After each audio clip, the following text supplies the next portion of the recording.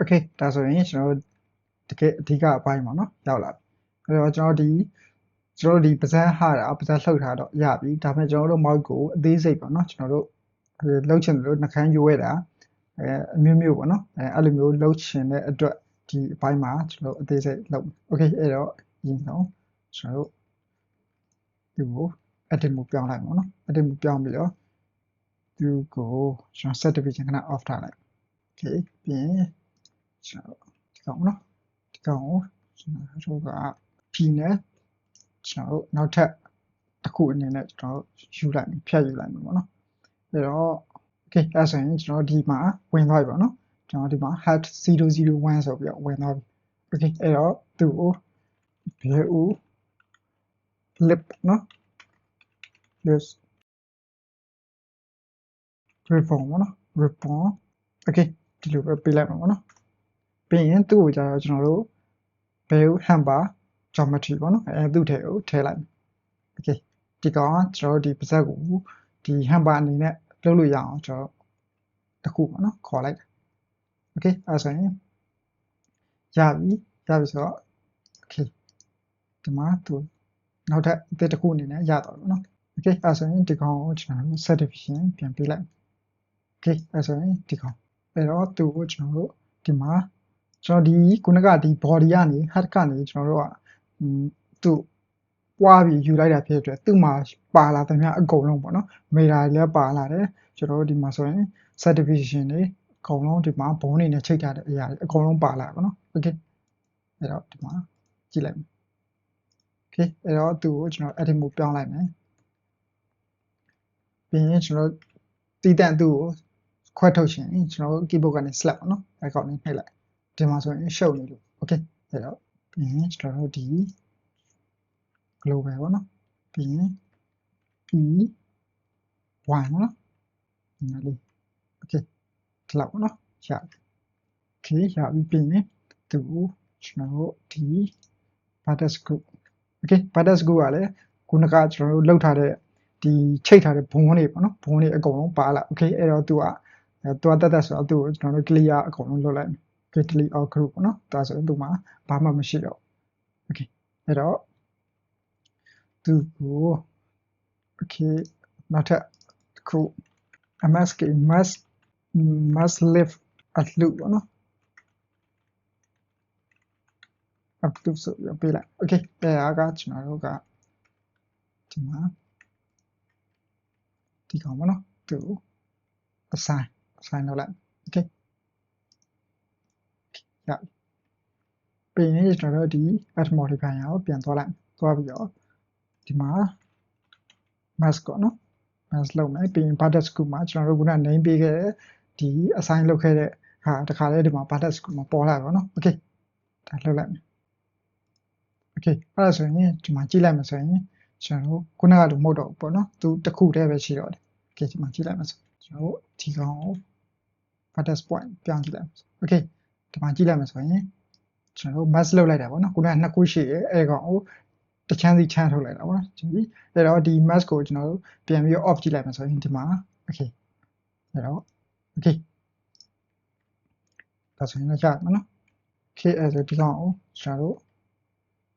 ဒီကိုခေါ်လိုက်မယ်ကာစာဒီကိုခေါ်လိုက်မယ်အဲ့တော့ပြီးရင် select ကိုပြန်နှိပ်လိုက်မယ် okay ဒီလိုပြန်ပြီးရင်တော့ကျွန်တော်ဒီဘုံကိုသွားပြီး edit mode ပြောင်းလိုက်ပါနော်ပြောင်းပြီးရင်ကျွန်တော်ဒီကဘုံအသစ်နောက်ထပ်တစ်ခုခေါ်မယ်အဲ့တော့ ship ပြီပေါ့နော်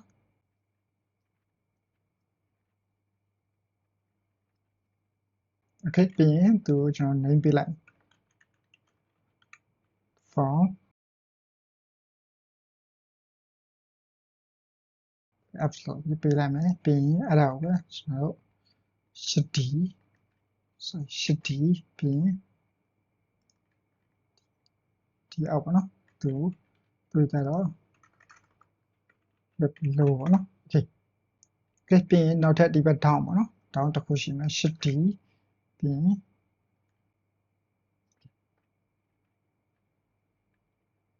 သူကြတော့ကျွန်တော်တို့ corner ပေါ့နော် corner dot and ပေါ့နော် left side okay ပြီးရင် symmetric နော် okay symmetric လောက်တဲ့ချိန်ဘာလို့ဒီဖြစ်သွားလဲပေါ့နော်အဲ့တော့ကျွန်တော် original point ကိုပြန်ပြီးတော့ပြင်လိုက်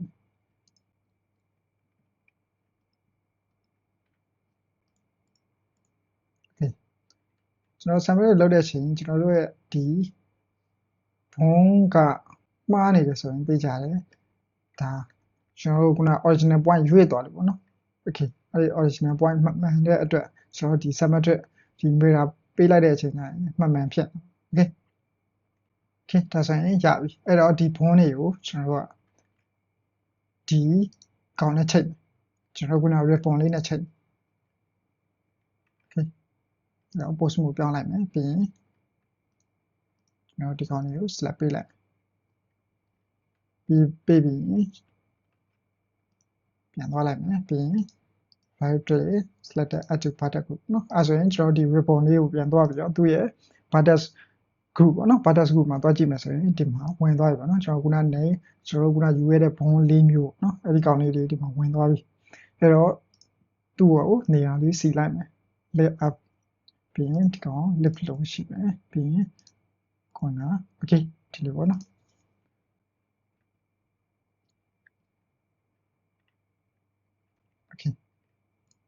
အဲ့လိုဆိုရင်ကျွန်တော်တို့လိုချင်တဲ့အရာပေါ့နော်ခုနက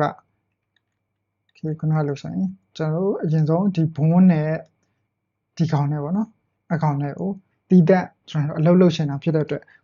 slash နှိပ်လိုက်တာနဲ့ဒါ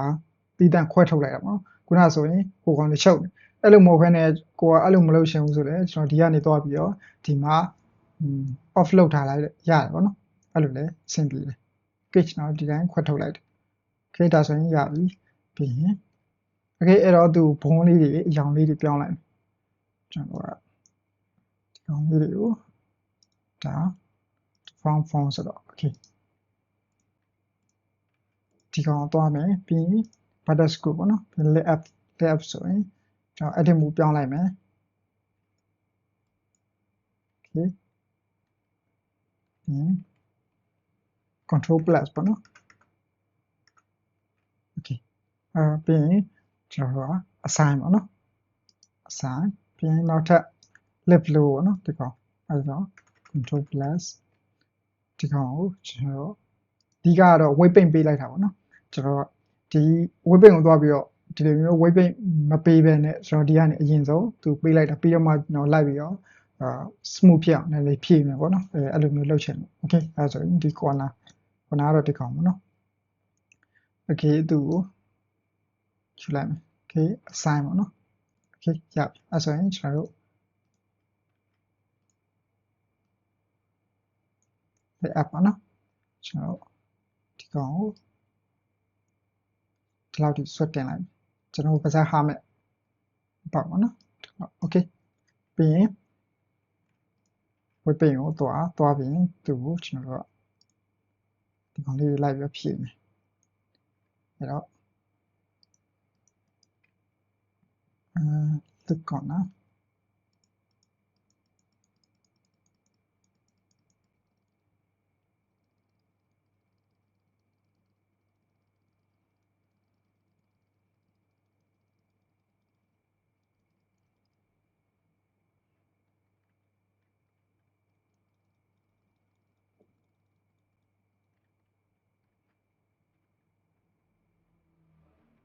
okay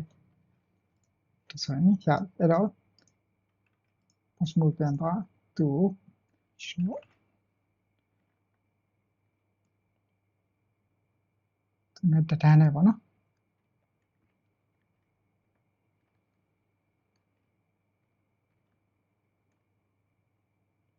okay အဲ့တော့ဝက်ပိန်ကိုသွားပြီးကျွန်တော်တို့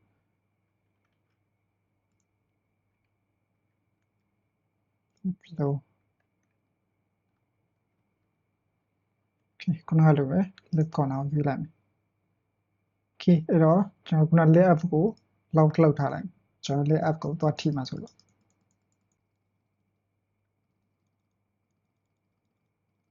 ကျွန်တော် weight paint လုပ်တဲ့အချိန်ကျရင်အဓိကသူက vertex point လေးတွေပေါ့နော် vertex point လေးတွေက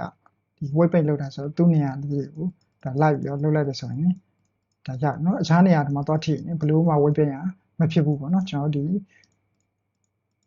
attribute ကို vertex point ပေါ့နော်အဲ့ဒီနေရာသားလေးနဲ့ကျွန်တော်ဝိတ်ပိတ်ဖြစ်တာပေါ့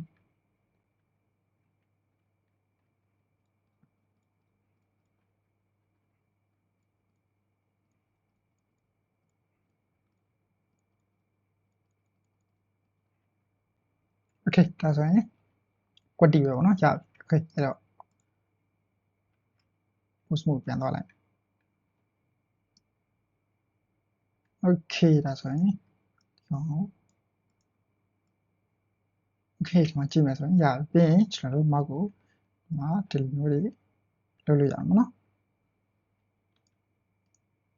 โอเคကျွန်တော်ဒီ ribbon လေးကိုလောက်ရအကြောင်းရင်းဒီလိုပေါ့နော်โอเคပြီးရင်ဒီမှာရှိမယ်โอเคဒါဆိုရင်တော့ရပြီနော်အဲ့တော့ Ctrl S နဲ့ဆက်လိုက်โอเคအဲ့တော့